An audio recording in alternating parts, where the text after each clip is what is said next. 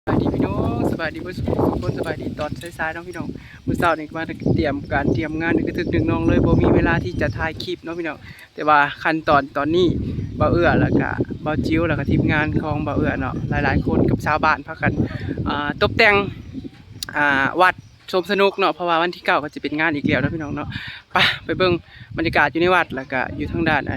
ถนนเนาะพี่น้องเนาะนี่เป็นดอกไม้กระดาษเนาะพี่น้องที่เฮามาตกแต่งแล้วก็เอาทุ่งธรรมจักรหรือว่าเป็นทุ่งของวัดนั่นเองออกมาแขวนเป็นยานไปเนาะ นี่ใช้บะจิ๋วสู้ๆบะจิ๋วไปออกมาพี่สำรวจหัวหน้าใหญ่นะนี่พี่น้องพากันเอาทุ่งขึ้นเป็นยานไปเนาะถือว่าตัวจริงกันในกล้องก็สิแตกต่างนะแต่ว่าตัวจริงถือว่าโอเคแต่ว่าในกล้องอาจจะเห็นเป็นบางๆเนาะแต่ก็บ่บางไปได้พี่น้องเลยถือว่างามพอสมควรเนาะเพิ่นว่าอยากมีลูกโป่งลูกยางแต่ว่าต้นทุนเฮาบ่ค่อยหลายเฮาก็เลยเอาแค่ทุ่งธรรมจักรก็พอนะพี่น้องเนาะอันนี้เป็นถนนที่เฮาแห่ผ้าป่ากันเนาะเพราะว่ายังจะมีผ้าป่ากันอีกนะพี่น้องวันที่9นี่ทางนี้เป็นผู้หญิงเพิ่นเป็นผู้มัดสาวสวยสวัสดีค่ะสาวกำลังมัดดอกไม้เตรียมมาผูกบ่ใส่ละบันไดเลยเฮ้ยจิ้วจิ้วนั่นเลยสู้งานบ้านเฮาจะได้ยิ่งใหญ่และอลังการอย่างที่คุณนุกเกอร์เพิ่นเป็นผู้ว้าวเนาะพี่น้องสีเหลืองสีขาวดอก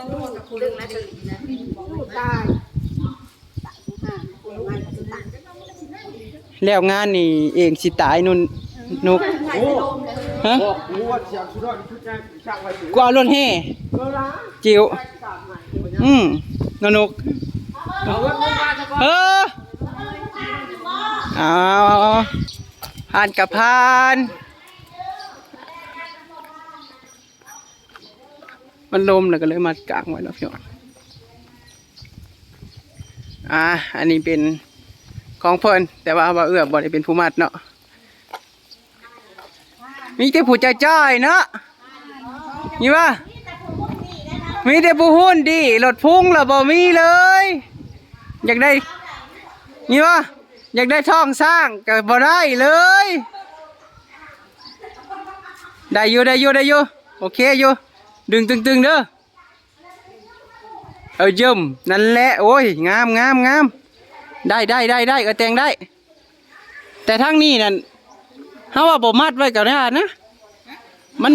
บ่งามปล่อยออกซะมันบ่มีท้องสร้างโดตรงกลางนะมันบ่มีท้องสร้างหั่นนะเฮ้อ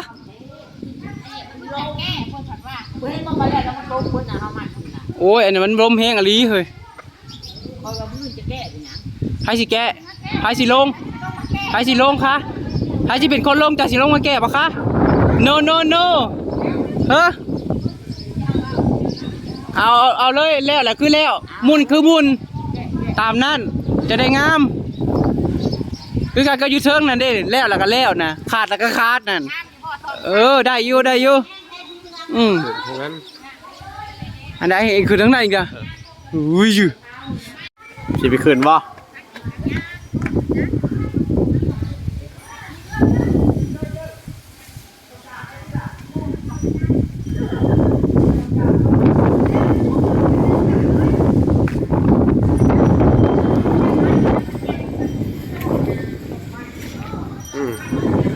มันมืด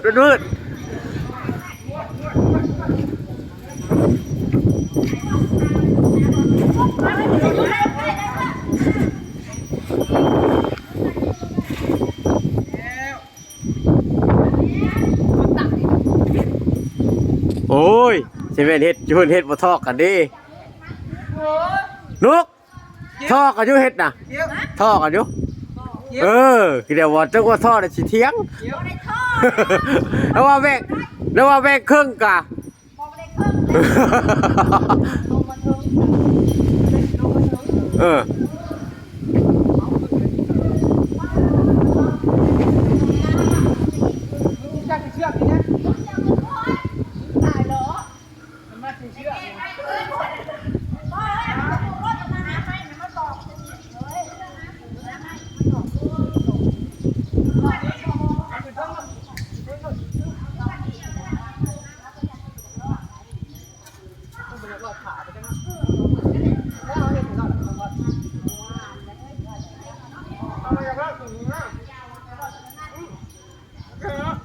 บ่โอ้เฮ็ดงามแล้วพัดสิแก้เห็นบ่เฮ็ดงามแล้วพัดสิแก้ได้ดอกจ้ะร้านน่ะนอนแล้ว หนูมึงเลย โอ้ยสอดพลาดไปโดนแทบหมดเลยนะ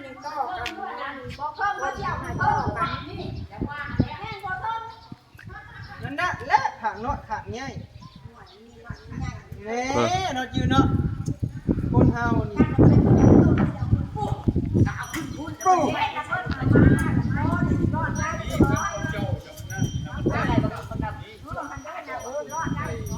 บ่มาเสียบสิเด้อจับเด้อไอ้แย่แก่อันนี้ใส่ข่าวแล้วก็แล้วแก่นะ เอ้ยนั่งเฮ็ดมาเครื่องๆหนึ่งเนาะแต่แก้ไปแล้ว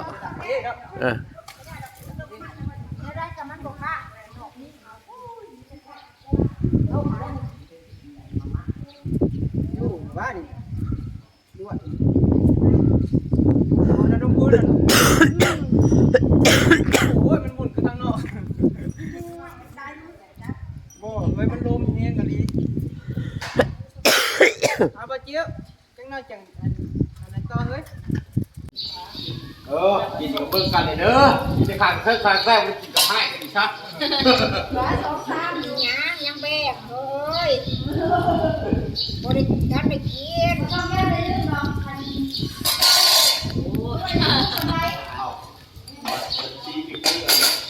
เนี่ยน้ำโตต่อนะจะได้ไป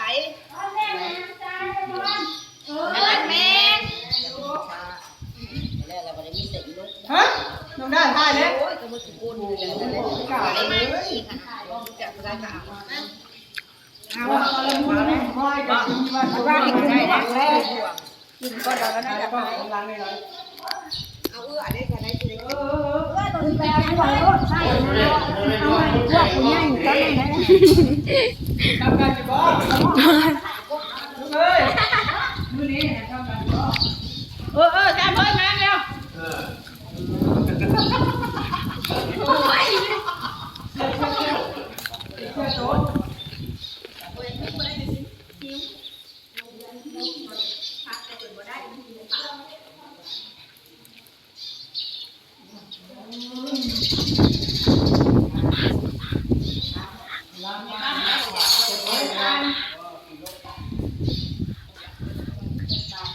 ไปน้ำแน่ไฟมันจะใกล้ละห้องแซ่บสู้ๆจ้าสาวๆนะมื้อนี้เนาะพี่น้องสาวรุ่นใดนี่แล้วก็ฮะผู้สาวลูกสองปัดโธทางนั้นเด้ซะผู้สาวทางนั้นน่ะลูกหยังคือนั่งคักแท้น่ะนะ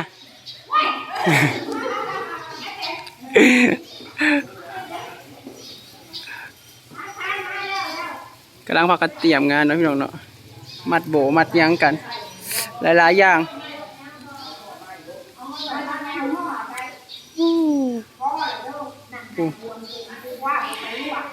เบื่อขอมัดอีกก่อนพี่น้องเอ้ยมัดเด็ดแล้วพี่น้องอันนี้เป็นของเบื่อมัดเนาะแล้วก็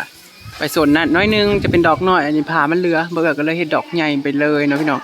แล้วก็จะมีตรงนี้ ไปพูนอันนี้เห็นนุกเกอร์เป็นผู้มัดเนาะพี่น้องบ่เอื้อเพิ่งจะมัดจากเขตนี้มาเขตนี้เนาะพี่น้องเนาะ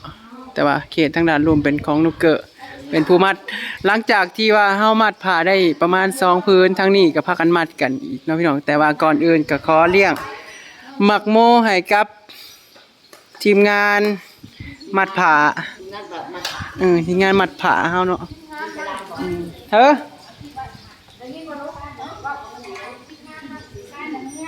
อันนั่งงามๆเนี่ยผู้สาวก็ได้อย่านั่งเลยแม่บอก เลี้ยงหมักโมเพิ่นเนาะพี่น้อง6 ลูกมาเด้อทั้งนั้นเด้อกินก่อน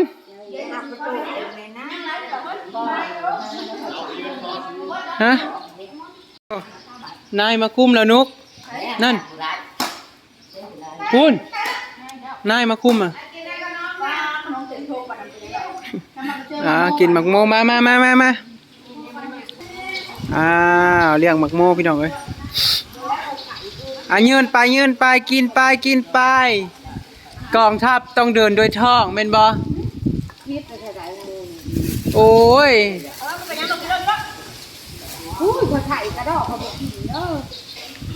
พี่น้องเดี๋ยวให้เพิ่นกินก่อนนะพี่น้องเดี๋ยวเบอร์จีลงไปมัดตัวนี้ทางนี้เขาเจ้ามัด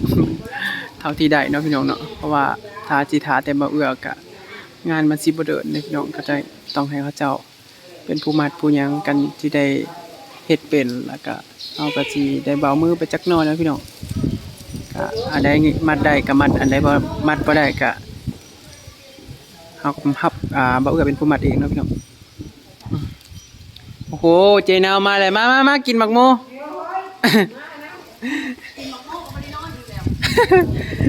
เจียวบ่กินบ่เจียวบ่กินมาผู้เดียวขับรถมาผู้เดียวโอ้โหเดี๋ยวเฮาสิลงไปย่าวทั้งพุ่นได้จักโบแล้วเด้นี่ให้อันสาวๆแถวนี้พากันย่าวเพราะว่าเฮาออกไปแต่งทางด้านนอกแล้วเฮาก็เข้ามาเฮาก็ได้อยู่ประมาณ3 ดอกเฮานะอันนี้ปล่อยให้ผู้สาวเพิ่นพากันเฮ็ดมีแต่ผู้ลูกสาวผู้สาวลูก3ลูก2เดี๋ยวกันลูกแก่แน่ลูกบ่แก่นะนกเอาไปมากับลูกซุกลูกบ่ซุกกันเนาะไปสิไปเอาอาหารต่อกันพี่น้องดอกสุดท้ายแม่นบ่เฮ้ยเนี่ยบ่เกี่ยวกับสาลาแดงดอกสุดท้ายอยู่นี่โอ้ยพี่น้องมาให้กำลังใจหลาย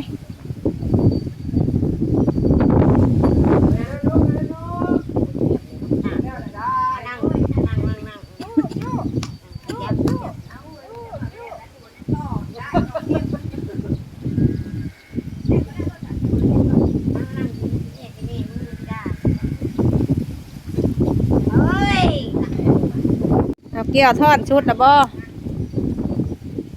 นุกเกี่ยวชุดแล้วโอ้ยังยาวอยู่เนาะโอ้ยโอ้บ่จี้จังมาแต่ทางใดบ่จี้ก็เมื่อยเลยอยากไข่ก็บ่ได้ไข่เพิ่นว่ะเช้าเลย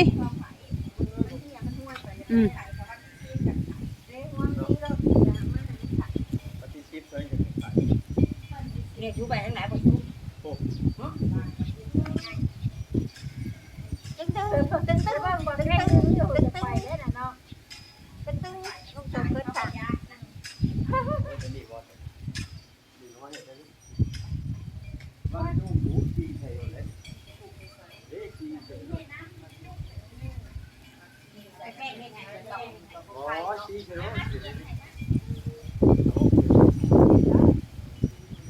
เอาไปเดี๋ยวยิ้ว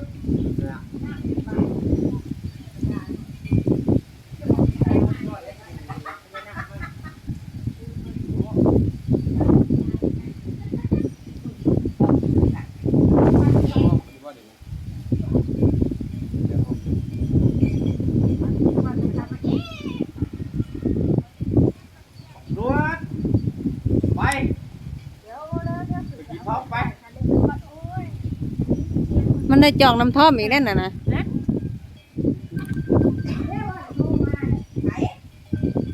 เป็นอะไรได้คนมันไวแล้วก่อนชาวนุกอีกเนาะพี่น้องบ่เอื้อมืออาชีพคือว่าแล้วเนาะจิ๋ว มือสมัครเลย อืม มันจะไปกับคนละทีแล้ว แล้วตัวนี้แล้วแต่ว่าเราเรียกตัวนี้เอื้อ ยัง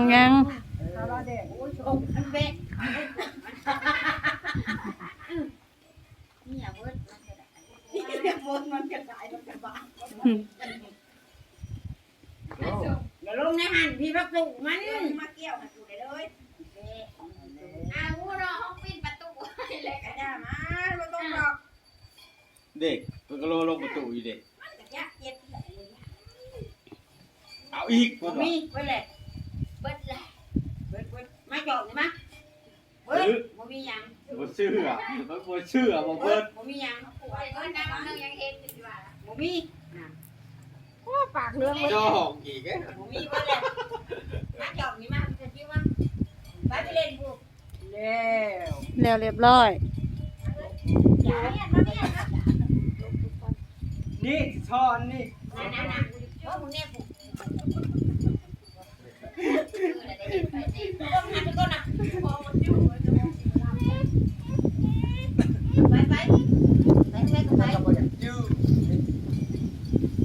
สนุกคนม่วนบ่เป็น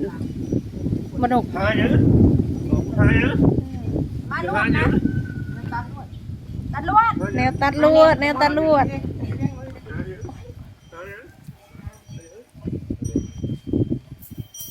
พากันออกทางมันห่างเลยบ่อยากนะบ่อยากคือกันมันสิมาโถอีกแล้วมันบ่อยากมันอยากก็ต้องกินกันบอกละยันมาโถ ขึ้นละลงมา มันยืดไก่ลา โอ้ขึ้นละ จงงามจงแข็งฉันจงเลยแหละ ทางตาโจกมุกไปโจก ตัวนี้ได้บ่ได้บ่เอิ้นบ่เจ้านี้ก่อนนี่ล่ะ มาแต่เบิ่งก่อนอย่าเบิ่งมัน มีแต่ให้หมูไปโจกบ่จะได้ก็ให้โจกซะ คนง่ายจะได้บ่จงเข้าไปจง อี ยังนี่ลงไปลงมาอยู่ ทางตา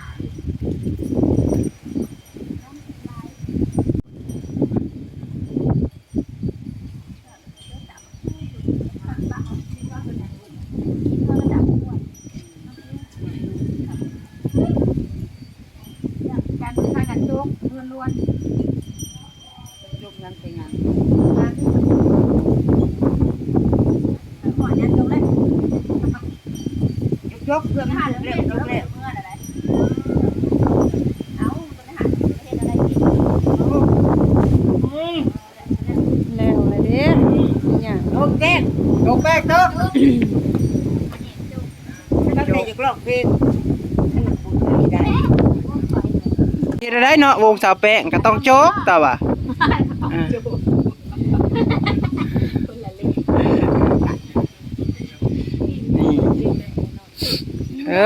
ปิดออกนี่นะพี่เพลงนี่ดอกนี่ โอ้ ขี้ออกนั่นแหละถูกต้องไปเอาสิไปทางไหนเลยได้พากันขี้มันบ่ถูกดอกเด้ออันดีนักร้องเฮาก็มาซอยมื้อนี้พี่น้องเอ้ยสิริพรปัดผัวได้ซะเสลอพลมาละคำบ่อืมเนาะธรรมดาแล้ว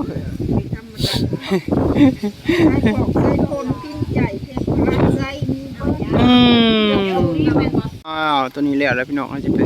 ต่อแต่สาวโจรคำมาเนาะพี่น้องเอาเป็นว่าซ้ำนี้ก่อนละกันเนาะพี่น้องเนาะเดี๋ยวคอยติดตามชมวันงานหรือว่ามือใหม่